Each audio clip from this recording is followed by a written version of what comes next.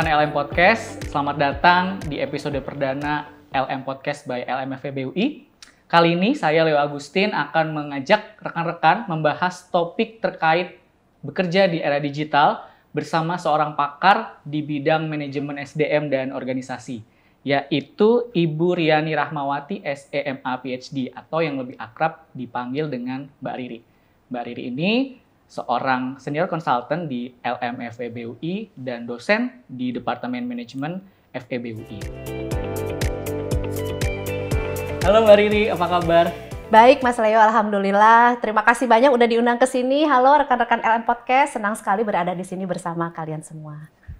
Mbak, hari ini kita mau bahas terkait dengan bekerja di era digital nih. Oke Mas Leo. Karena kan seperti yang kita ketahui bahwa sejak 2020 pandemi COVID masuk ke Indonesia, betul sekali, mengubah pola kerja kita ya, yang betul tadinya sekali, konvensional harus datang setiap hari ke kantor, sekarang bisa kerja dari rumah, bahkan dari mana saja. Betul Mas Leo. Gitu ya. Nah, terkait hal ini, sebenarnya makna bekerja di era digital itu seperti apa, Mbak? Oke Mas Leo, ini penting banget memang ya, karena kita sekarang memang berada di era digital ya Mas Leo ya, dan suka nggak suka kita harus mengikuti perubahan ini. Jadi Mas Leo sebenarnya bekerja di era digital ini perubahannya tuh besar sekali ya. Mungkin Mas Leo bisa bayangkan ya, ada beberapa profesi yang dulu nggak kita kenal Mas Leo, sekarang jadi happening begitu ya. Sebut aja Mas Leo misalnya YouTuber ya, vlogger, kemudian ada app developer ya, hal-hal yang mungkin nggak menjadi bayangan ya di masa lalu. Sekarang pekerjaan-pekerjaan itu, profesi itu jadi bergengsi gitu ya. Sementara di sisi lain ada juga pekerjaan-pekerjaan yang dulu ada sekarang jadi menghilang ya, terutama pekerjaan-pekerjaan yang banyak melibatkan rutinitas di dalam aktivitasnya. Nah ini memang bekerja di era digital ini merubah nature of work ya. Di samping tadi Mas Leo juga sudah menyebutkan ada pandemi COVID-19 ya Mas ya, di mana bekerja itu rasanya memang lagi nggak di kantor nih gitu ya. Betul. Untuk memutus mata rantai penyebaran COVID, sehingga banyak pekerjaan-pekerjaan yang dipindahkan ke rumah atau ke tempat-tempat di luar tempat kerja Mas Leo. Ya, terkait era digital ini sebenarnya apa ya, tantangannya itu apa saja sih Mbak bekerja di era digital? Tantangan yang pertama itu adalah kita nggak terbiasa mungkin ya dengan bekerja itu. Kita mungkin bayangannya bekerja itu di kantor, di meja ya, bertemu sama atasan, bertemu rekan kerja. Sekarang kita bekerja di ruang-ruang virtual gitu ya. Kita bekerja di rumah sendiri, di kamar sendiri. Jadi tantangan yang paling terasa itu adalah pertama soal skill gitu ya. Skill kita nih sudah kita miliki belum untuk bisa bekerja di era digital ini gitu ya Mas Leo. Ini kan merubah banget hal-hal yang dulunya menjadi apa ya, dianggap menjadi suatu kebiasaan ya di tempat kerja, sekarang benar-benar menjadi kebiasaan baru gitu ya. Kita sering kenal dengan istilah kebiasaan baru. Tantangan yang berikutnya juga soal infrastruktur ya. Kita biasa mungkin udah punya space sendiri di kantor, sekarang kita harus menciptakan space itu sendiri di rumah gitu ya. Belum lagi mungkin tantangan berikutnya adalah dukungan ya, dukungan baik dari mekanisme atau sistem kerja di kantor dan juga dukungan dengan orang-orang yang ada di rumah kita gitu. Nah ini memang tantangan-tantangan ini rasanya dihadapi oleh banyak sekali pekerja di era digital saat ini Mas Leo. Oke. Mbak, tadi kan sebelumnya sempat dibahas ada beberapa profesi baru yang muncul menggantikan profesi lama gitu ya. Betul banget Mas Leo. Sebenarnya kan untuk membawa pekerjaan itu ke rumah atau kemana saja itu kan tidak semua pekerjaan bisa dilakukan seperti itu ya Mbak ya. Nah itu gimana Mbak menyikapinya? Iya, ini memang banyak sekali yang mulai berpikir ya, pekerjaan apa sih sebenarnya yang bisa kita bawa tidak harus di kantor maksudnya ya, belum tentu di rumah juga gitu ya, karena memang sebenarnya bekerja tidak di kantor ini bukan suatu hal yang baru kita kenal di 2019 sebenarnya Mas Leo ya. Jadi sudah sejak beberapa tahun yang lalu ya, di saat orang-orang merasakan ada kebutuhan menyeimbangkan antara kehidupan pribadi dengan kehidupan kerja, sebenarnya kerja fleksibel ini udah menjadi wacana gitu ya. Dan udah beberapa organisasi tuh sudah mulai melakukan praktek. Nah biasanya organisasi yang mulai melakukan praktek sebelum COVID itu, begitu COVID melanda gitu ya, menjadi pandemi di Indonesia, ini udah nggak terlalu kaget gitu ya dengan merubah kerja yang tadinya di kantor dipindah ke rumah. Tapi memang agak berbeda dengan beberapa jenis pekerjaan yang memang naturally dia selalu dikerjakan di tempat kerja ya. Bayangkan manufaktur misalnya ya Mas Leo ya. Kita nggak mungkin mindahin tuh ya peralatan-peralatan besar di pabrik itu untuk dibawa ke rumah tuh nggak mungkin ya. Belum lagi dengan mekanisme ban berjalan. Jadi betul sekali Mas, ada pekerjaan yang rasanya harus tetap dilakukan di tempat kerja, tapi tidak sedikit juga pekerjaan yang sebenarnya bisa kita pindah sebagiannya gitu ya. Tidak harus di tempat kerja, meskipun sekarang banyak organisasi yang rasanya juga tidak ingin 100% nggak ke kantor gitu ya, dan ini yang kemudian muncul istilah hybrid gitu Mas Leo. Jadi ada mengkombinasikan antara kerja di kantor dengan kerja di luar kantor ya, particularly mungkin di rumah begitu Mas Leo ya. Hybrid working itu tadi ya Mbak betul itu Mas Leo. Apa sih sebenarnya? Hybrid itu jadi mungkin sekian persen dari pekerjaan itu tidak harus dikerjakan di kantor. Nah ini sekian persennya itu macam-macam begitu ya. Ada yang mungkin saat ini masih 70% pekerjaan di rumah ya, apalagi dengan kondisi COVID 30%-nya masih harus datang ke kantor gitu ya. Atau mungkin justru kedatangan ke kantor itu sedikit sekali ya, hanya 10% gitu ya, sisanya memang bisa dilakukan di rumah. Jadi hybrid itu mengkombinasikan sebenarnya kerja di kantor, di tempat kerja mungkin kita sebutnya di workplace, dengan kerja di luar kantor, baik itu di rumah maupun di tempat-tempat lainnya Mas Leo. Nah terkait pola kerja hybrid seperti ini kan yang namanya perubahan ya Mbak ya, pasti kan selalu ada dampaknya gitu ya. Betul sekali. Nah dampak dari pola kerja hybrid ini sebenarnya kayak gimana Mbak? Ini memang betul banget Mas Leo ya. Perubahan ini bikin nggak sedikit orang yang kaget ya Mas ya. Jadi begini misalnya aja, kita biasa kalau mau koordinasi langsung datang ke meja kolega gitu ya. Sekarang nggak ada meja kolega tuh di rumah kita. Kita mau laporan, minta feedback dari bos, kita tinggal ketok ruangannya dia gitu kan. Nah ini jadi memang menjadi tantangan karena pola komunikasi, koordinasi, ya bahkan mungkin menyampaikan pendapat itu semua pindah ke ruang-ruang virtual gitu, dan tidak semua orang rasanya mungkin langsung punya kecakapan untuk melakukan itu, ya. Baik misalnya cara menyampaikan pendapat ya, ada yang mungkin terbiasa untuk ngetik itu tuh pendek-pendek, idenya nggak semuanya tersampaikan ya, atau tidak nyaman dengan menyampaikan ngomong langsung karena memang rasanya kita nih biasa sekali untuk chat gitu ya, untuk ngobrol gitu. Nah sekarang ngobrol ini pindah ke ruang-ruang tulisan, ruang-ruang virtual. Ini jadi tantangan yang luar biasa ya, baik untuk pegawai ya kita yang bekerja maupun ya untuk organisasi sendiri, karena organisasi punya tujuan yang mau dicapai pasti Mas Leo ya. Kalau Mbak hitung di handphonenya ada berapa WhatsApp grup Mbak? Kita banyak-banyakan ya Mas Leo ya. Boleh ya, nanti ini WhatsApp grup gak cuma kerjaan nih ya. Belum lagi WhatsApp grup sekolah anak gitu betul, ya. Itu bener-bener kadang-kadang tuh udah ngeliatnya nih mana dulu yang perlu dilihat, mana dulu yang perlu dicek. Kadang-kadang end up-nya dengan nggak mau lihat dulu gitu ya, karena udah saking bingungnya banyak banget ya pesan-pesan yang masuk, dan membuat prioritas mana yang perlu dijawab duluan, mana yang perlu perlu di-reply duluan, itu juga ternyata rasanya butuh skill sendiri juga gitu ya. Jadi mungkin pagi-pagi ini sebelum kita mulai kerja disediakan waktu berapa menit untuk balas-balesin dan memilah mana yang harus dibalas dulu ya Mbak. Iya, bayangin aja Mas Leo, zaman sekarang ya kerjaan itu bisa ditagih jam 10 malam. Betul nggak ya? Jam 10 malam, jam 11 malam. Mungkin kita sendiri handphone udah kita taruh mana. Begitu jam 5:30 kita buka WhatsApp itu udah semuanya isinya tagihan pekerjaan gitu ya. Nah ini bagian kita mau nunggu jam 8 baru kita jawab atau mau kita jawab sekarang, itu kadang-kadang memang menjadi tantangan yang dirasakan hampir semua orang ya di era digital ini ya Mas. Jadi abu-abu ya Mbak ya.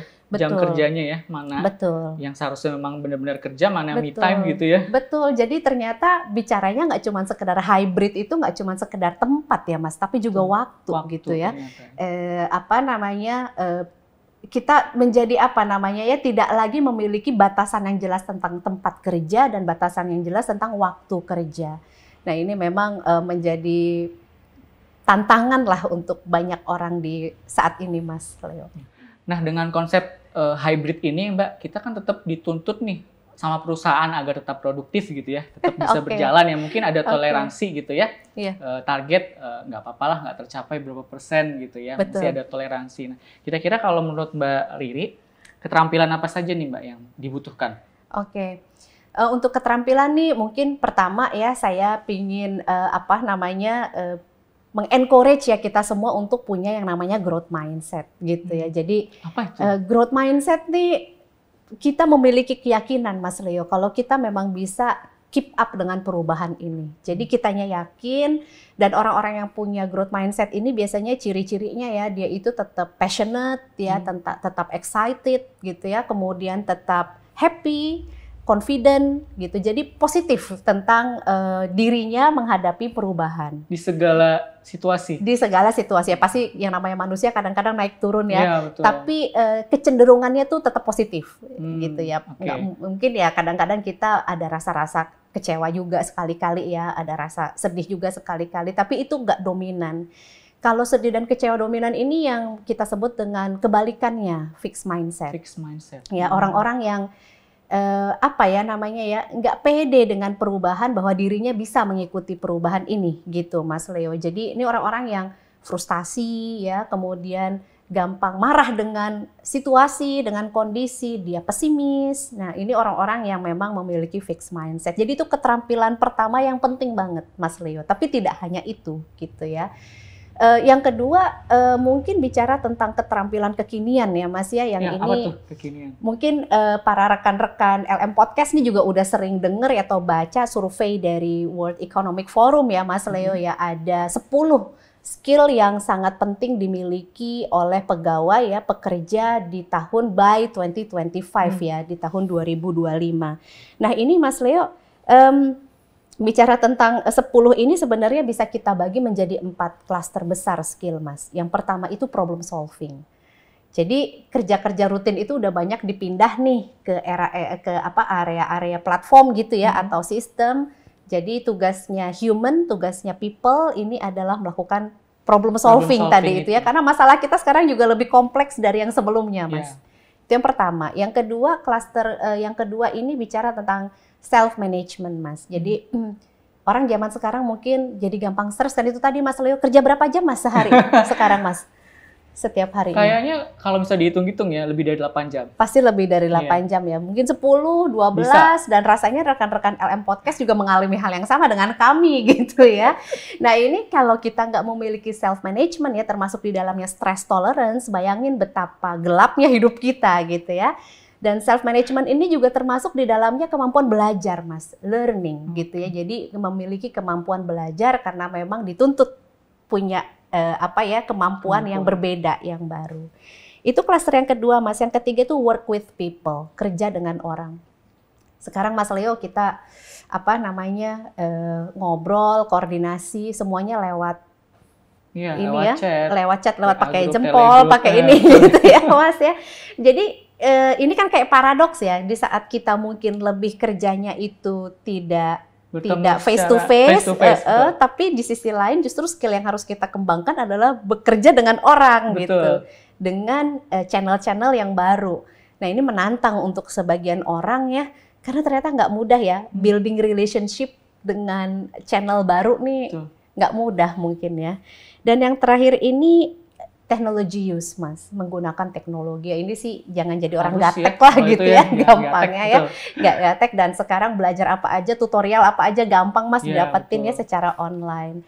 Itu kira-kira growth mindset, kemudian skill yang kekinian, dan yang terakhir mungkin Mas Leo yang penting juga masalah komunikasi, koordinasi ya. Wah itu penting banget, betul. Betul banget, karena orang bisa jadi konflik, bisa jadi berantem, bukan gara-gara pekerjaan, tapi gara-gara salah menyampaikan gitu ya. Mungkin awalnya berdebat soal pekerjaan Mas, tapi end up dengan jadi sebel satu sama lain gitu. Jadi urusan personal ya? Jadi urusan personal, padahal mungkin gara-gara salah ngasih emoticon gitu ya. Atau kayaknya merasa dicuekin gitu, pertanyaannya jawabannya singkat, padahal mungkin memang teman sebelahnya itu tidak pandai untuk menjawab lewat itu tadi ya, channel-channel yang baru ini. Kira-kira itu mungkin Mas Leo. Ya, menarik ya Mbak. Kalau tadi kan dari sisi pegawai ya. Betul, kalau Mas. dari sisi organisasi atau perusahaan gimana? Nah ini tantangannya juga besar ya. Pasti itu tadi mungkin untuk sebagian organisasi yang sebelum pandemi ini udah terbiasa ya dengan memberlakukan flexible work ini, jadi nggak PR besar gitu ya untuk kemudian memindahkan sebagian pekerjaan ke ruang virtual. Tapi beda ceritanya dengan organisasi yang memang masih nyaman dengan traditional way of doing work gitu ya. Jadi segala sesuatu masih pakai kertas gitu ya, kertasnya berjalan, kemudian orang ini juga decision making harus tatap muka. Nah, ini pasti menjadi tantangan yang besar. Dan sayangnya memang Mas Leo tidak sedikit pimpinan perusahaan ini yang lebih fokus kepada yang kelihatan ya. Kelihatan itu dalam arti menyiapkan infrastruktur digital untuk dengan dengan alasan agar kita siap menghadapi era digital, tapi lupa dengan hal-hal yang lebih esensial. Ini yang mungkin kita kenal dengan istilah fenomena gunung es ya Mas ya.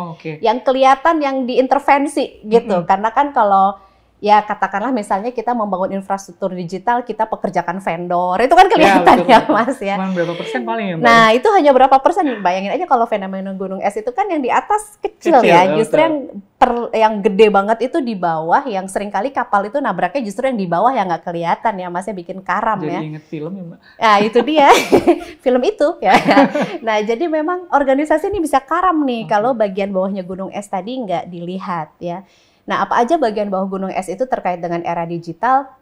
Bicara tentang tadi Mas, kompetensi, mindset, culture. Wah, ini udah, kalau yang dirubah hanya sekedar, kita sekarang udah pakai aplikasi ya, udah pakai sistem ya, tapi mindsetnya, culture-nya masih manual. Bayangin Mas Leo, mungkin yang muncul adalah pegawai-pegawai dengan fixed mindset tadi itu yang pada frustasi ya. Dengan ini apa sih gitu ya, ini kebijakan apa? Nah itu, jadi banyak sekali hal-hal yang sebenarnya perlu diintervensi oleh organisasi, tidak hanya bicara tentang merubah ya yang tadinya manual menuju ke digital Mas Leo, tapi juga perlu merubah mindset, culture, dan juga kompetensi dari pegawai-pegawai yang ada di organisasi Mas.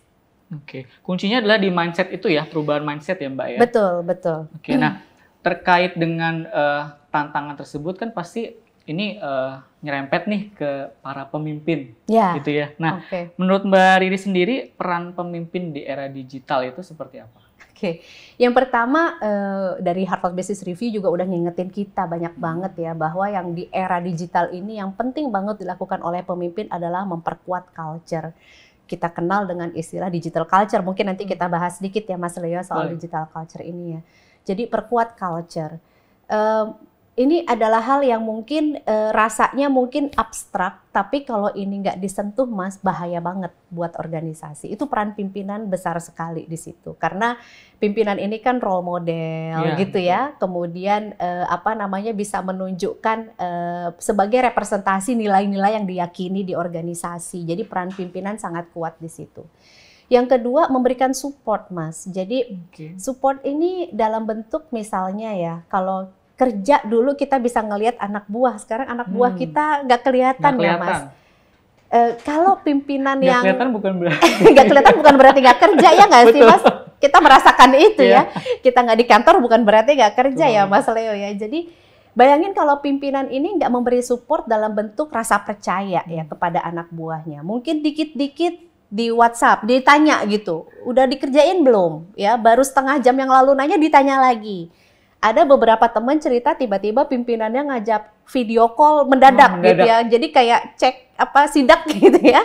Kayak sidak, lo bener nggak kerja? Jangan-jangan lagi belanja gitu. Nah jadi kalau pimpinan tidak memberikan support dalam konteks percaya ya, delegasi, tapi juga memberikan kemampuan si anak buah untuk melakukan itu, ini nggak jalan Mas kerja di era digital ini.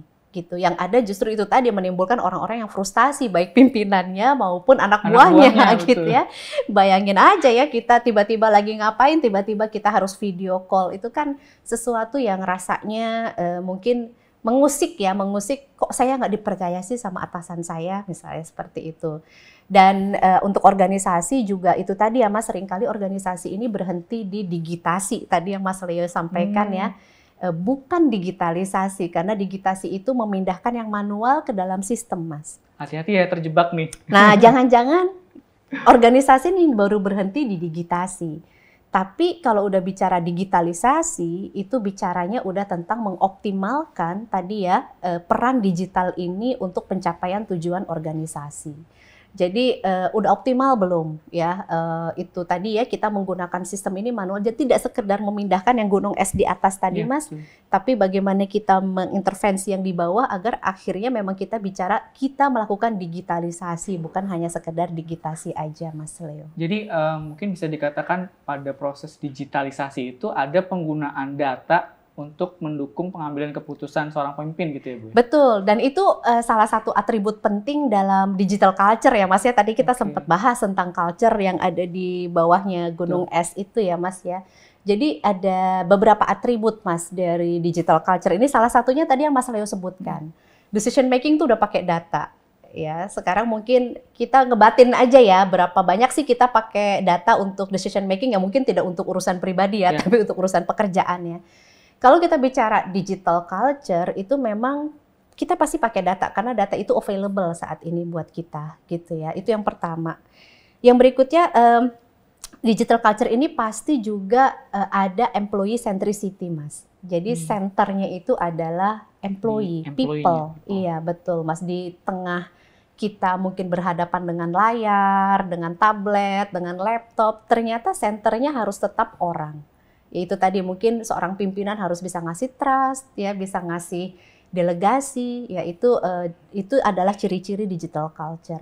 Yang kedua customer centricity, Mas Leo. Jadi bukan kita justru menjauh dari customer karena kita nggak tatap muka.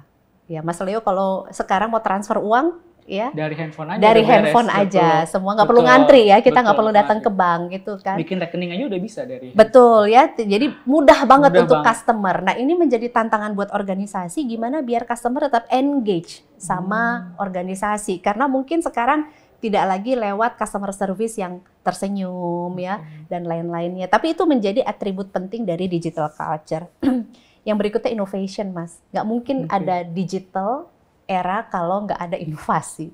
Nah ini inovasi nih susah-susah nggak susah ya, karena memang susah-susah nggak susah karena untuk beberapa orang kayaknya inovasi tuh utopia gitu ya, kayaknya nggak mungkin nih kita inovatif. Padahal makna inovasi itu beda dengan invention kan ya Mas ya. Betul. Kalau invention tuh bener-bener nemuin suatu yang baru. Betul sekali Mas Leo. Tapi kalau inovasi itu kita improvement ya. Kita melakukan improvement itu cara kerja kita improve, itu udah inovasi, dan itu harusnya jadi bagian yang terintegrasi di tempat kerja kalau kita bicara digital culture Mas. Ada lagi collaboration ya mungkin, kemudian open culture. Nah ini bicara tentang hal-hal yang memang rasanya udah nggak bisa kita hindari ya di digital culture, nggak mungkin kita nggak belajar ya, karena itu kita butuh open culture. Kemudian digital first mindset, dan yang terakhir ini agility and flexibility. Jadi lincah dan fleksibel. Lincah dan mau belajar ya. Betul, gitu, kita bisa lincah kalau kita mau belajar. Kalau kita nggak belajar, pasti kita nggak bisa lincah Mas, ngikutin perkembangan yang ada di luar. Kemudian Mbak, kira-kira apa yang harus dilakukan seorang pemimpin agar digital culture itu terbentuk? Oke, ini penting banget nih Mas Leo, ini pertanyaan yang luar biasa nih. Jadi ada 4 paling nggak ya Mas Leo yang bisa dilakukan oleh seorang pemimpin agar culture ini bisa terbentuk. Memang pertanyaannya bisa cepat nggak sih gitu ya? Jawabannya adalah harus cepat. Harus cepat. Karena kalau udah kelamaan nanti akhirnya kita kayak tadi ya, jadi organisasi yang karam ya, karena nggak culture-nya nggak diapa-apain, akhirnya betul. Kapalnya nabrak yang ada di bawah itu ya, betul sekali Mas Leo. Jadi yang pertama, organisasi harus belajar ya, para pimpinan sih terutamanya harus belajar untuk mendistribusikan tanggung jawab. Ini yang kita sebut dengan distributed leadership ya, jadi kepemimpinan itu ada at all levels. Nah itu tadi bicara tentang kepercayaan ya Mas Leo, berarti kan seorang pasti harus bisa memanage pekerjaannya sendiri, tidak selalu close surveillance, tidak harus selalu dikontrol ya gitu. Jadi kepemimpinan itu ada di setiap level. Nggak cuma di pucuk pimpinannya aja ya? Betul sekali. Tidak hanya untuk mereka yang punya posisi manajerial ya. Jadi setiap orang mengambil tanggung jawab. Nah ini gimana agar organisasi menciptakan ya orang-orang yang bisa mengambil tanggung jawab, atau kita sebut dengan distributed leadership Mas Leo. Yang kedua, jangan lupa juga tapi siapkan panduan yang simple. Jadi jangan sampai tadi ya delegasi, freedom itu jadi chaotic gitu ya. Karena jadi chaos. Kalau misalnya freedom itu nggak pakai panduan, kebayang Mas Leo ya, everybody does whatever he or she wants gitu ya. Akhirnya chaotic juga ya, organisasi mungkin nggak mencapai tujuan. Jadi perlu banget tetap ada simple guide rails ya kita nyebutnya. Ada satu panduan yang simple. Yang ketiga, selain kalau misal organisasi sudah punya orang-orang yang tadi ya kita kasih trust, kita kasih development, maka di saat organisasi ingin melakukan hiring baru gitu ya, maka hire orang-orang yang memiliki learning mindset. Penting nih. Learning mindset. Jadi tidak hanya technical skill-nya yang dilihat, tidak hanya kemampuan bekerjanya yang dilihat, tapi juga kemampuan belajarnya itu harus dilihat. Karena what is relevant today, mungkin tomorrow dalam setahun, 2 tahun, itu nggak lagi relevan, Mas. Jadi makanya kita perlu banget punya pegawai-pegawai yang memiliki learning mindset, Mas. Dan yang terakhir, penting sekali kita yang dimonitor itu adalah new behavior atau perilaku yang baru.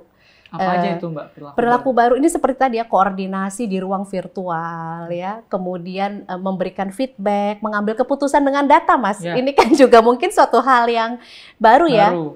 Betul, kemudian saat ini bahkan ada yang bilang mengambil keputusan dengan data dan dengan waktu yang cepat, efisien. Kalau kita bicara tentang agility misalnya Mas Leo ya, itu kalau rapat 10 menit pertama belum ada isinya, itu tandanya rapat nggak efisien. That's new behavior. Kalau dulu mungkin kita mengakhiri rapat dengan janjian kapan rapat berikutnya gitu ya. Nah ini new behavior nggak bisa kayak begini nih, kita rapat harus ada konklusi yang kita ambil. Jadi itu tadi ya, memonitor new behavior, dan ini menjadi prioritas daripada kita bicara tentang keberhasilan atau kegagalan dari pencapaian target-target, karena ini kita lagi shaping culture, Mas Leo. Kira-kira 4 hal itu, Mas Leo. Wah, menarik banget nih, Mbak. Makasih, tapi Mas sayangnya nih, meskipun saya masih punya banyak pertanyaan lagi, kita dibatasi oleh durasi nih, Mbak. Oke, kapan-kapan kita janjian lagi, Mas. Boleh, Mbak. Oke. Mungkin next disambung ke episode selanjutnya ya, Mbak ya. Oke, siap. Baik. Rekan-rekan LM Podcast, mungkin dari obrolan kita pada episode ini bisa saya simpulkan sedikit ya. Ada 3 aspek yang harus dimiliki agar kita bisa bekerja di era digital. Yang pertama adalah terkait growth mindset, kemudian yang kedua skill kekinian. Skill kekiniannya ada 4 nih. Yang pertama adalah problem solving, kemudian yang kedua self management, kemudian yang ketiga work with people, dan yang keempat technology use. Dan yang terakhir adalah komunikasi dan kolaborasi. Jadi paket lengkap sebenarnya ya. Tidak hanya digital skill saja yang dituntut, tapi juga social skill juga diperlukan untuk bisa produktif bekerja di era digital ini. Terima kasih Mbak Riri. Sama-sama Mas Leo. Rekan-rekan LM Podcast, apabila ada pertanyaan, silahkan bisa diketik di kolom komentar. Sekali lagi terima kasih, sampai jumpa di episode berikutnya.